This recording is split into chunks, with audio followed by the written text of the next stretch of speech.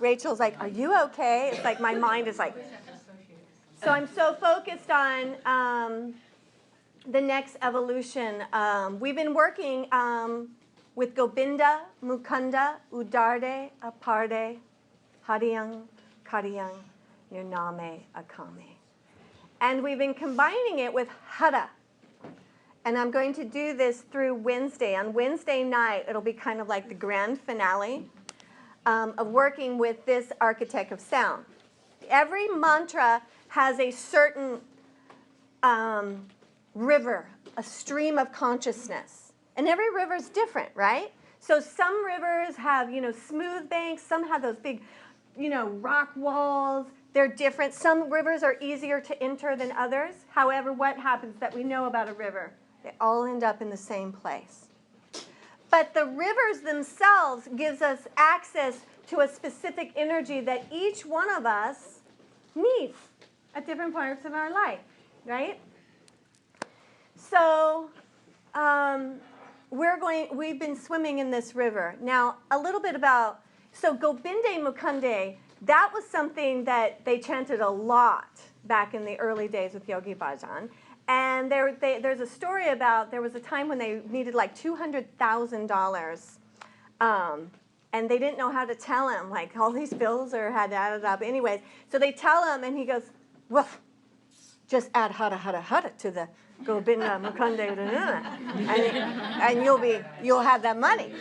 And of course they did. And there's this story I love. That night, wasn't it? Yeah, like within a night. And there's all kinds of great stories in this success of the spirit. It's really good. There's another one where Yogi Bhajan wanted this certain project, and he wanted $1 million.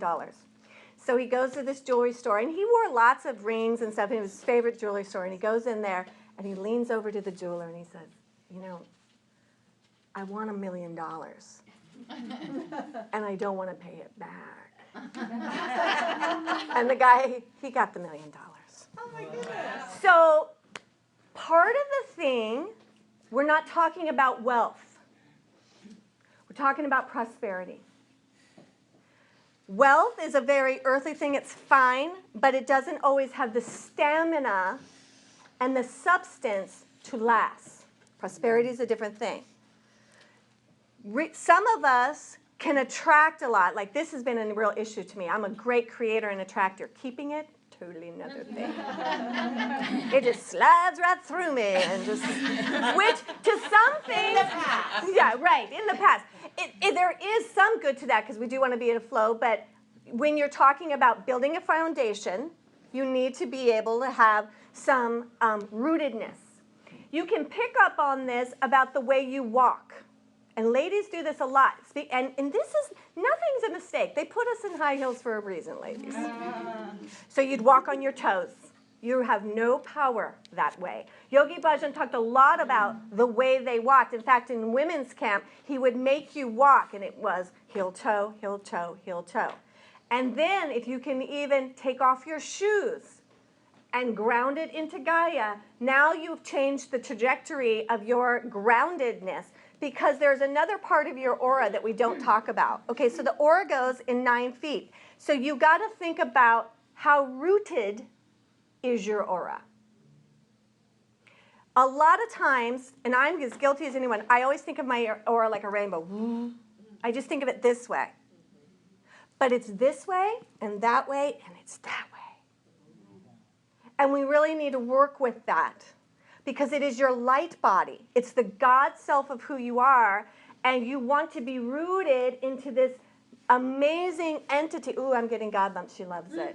You got to root into Gaia, this amazing mother, so that everything you're attracting and bringing into your life stays and feeds you. And when you're rooted into this omnipresent earth, the right thing's going to happen. Just like with a tree. The leaves will last as long as they're supposed to, then they'll dry up and they'll float away, and then, there's a nature to you. And there's a nature to your prosperity. And then when we add Hara Hara Hara to this, it's called the Guru Gayatri. They are words, they are energies that we resonate to, even if we don't really understand them. I have a few copies of it, but I want you to know when we're going to work with this today, if you don't know the mantra, you move your mouth and tongue. We had to do these weird mantras with Jagat on, I mean, like a really difficult Indian one. So I had no idea. So I just, and I'm not joking. You move your tongue because your mouth has, this is where you eat, you sustain, and it is also where you project and create. Your mouth is a big deal. Not only are all the meridians, but the mouth is, I mean, look at it. You use it to survive, literally.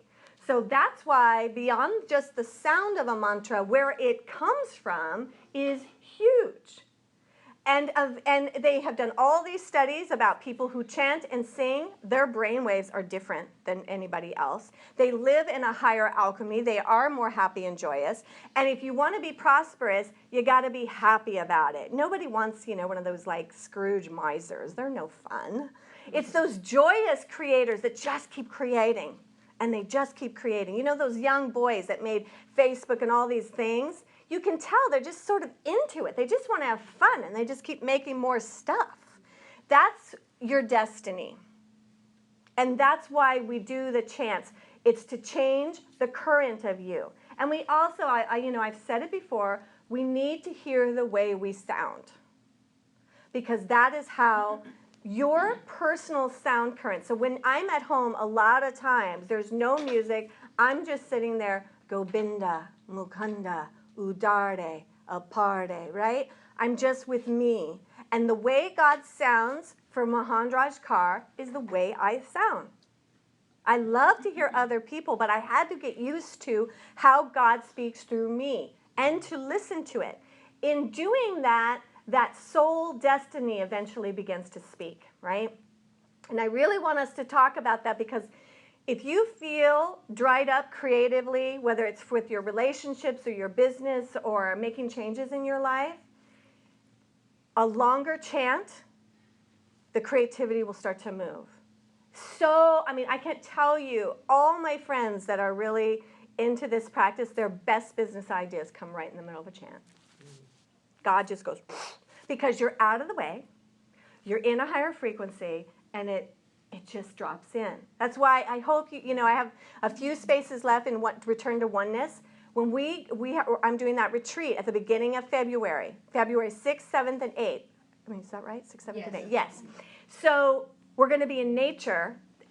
Quest Haven is an angelic place. It's like magic. We're going to chant a lot, and we're going to do a lot of clearing of our emotional baggage. And if you've been feeling stuck, get your butt out to that retreat because it's really a quickie, It's like Friday night to Sunday afternoon, intense amount of energy, and you can unblock whatever it is that's going on. Do these things for yourself. If you've been having a sadhana, it's time to increase your chant to 31 minutes. And it's hard. I'm not going to... there are days when you're like, oh, for God's sake. So, how many minutes? How many minutes? How much left? But if you do, it changes the trajectory of your life. And it also gives you more energy. It does. It just gives you more energy. Yes? I have a question. So, when you live in a house with a lot of other people and there's no space, can you go and be quiet when you're chanting? Is that just as powerful? It is just as powerful. However, I would want you to chant in your car too. Okay. I totally know. I have a 2-bedroom house with wood floors. And, so when Treasure was home, chanting was not optimal when little Treasure ruled our house. So I didn't chant out loud a lot. But I put the earphones in and I moved my mouth like I was chanting. So I wasn't making noise, but I was in it. And as often as I could, when I got in the car, I turned it on so I could hear myself and do it. Perfect. A lot of people are in that situation. I'm glad you asked it because that can be a deal breaker and then we don't do it. And there are no deal breakers. There's always a way. There's always a way. I put on my Facebook, there's this little guy from England. His name is Freddie. And his mother is a Kundalini devotee. The little guy. So he does this whole video making fun of his mom. It's so funny. He goes, go like this for about 370 minutes. And he does it with his cute little English accent. Oh my God, I love him. And he has this weird like turban on. He's adorable. But you can tell that Freddie, right, has been subjected to chanting and kriyas, you know. So every mother's different how she handles that. Some of us are like, screw it. You know, when I really was into it, Treasure was like fun age that it was like 11, where she hated me already. And it was like, oh God, if I start chanting these weird things, it's over. So I didn't go there. You know, I didn't go there. So let's do this. We're doing a kriya that is going to use the power of Hara and Govinda and Mukunda, and it's a doozy. So put your fingertips on the ground and take some deep breaths. Inhale through your nose.